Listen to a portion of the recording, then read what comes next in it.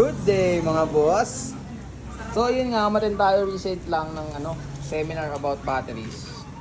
So itong pinakamalupit na info na natutunan ko, dami. So papapaikliin mga boss, ang matindi sa quantum na to is yung mga components niya sa loob mas maganda. Like yung kapal nung tawag nila shoulder, yung shoulder nito, tapos yung labasan ng kuryente, mas malalaki.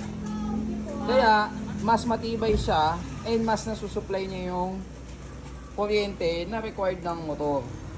So pagka yung motor mo, yung mga luma, yung mga carb type, pwede, sige mag-China ka. Pero pagka EFI yung motor mo, tulad nitong Honda Click, matik yan mga boss, sa quality battery ka na. Matik yan, 3 years. So on trip nyo, alam nyo na,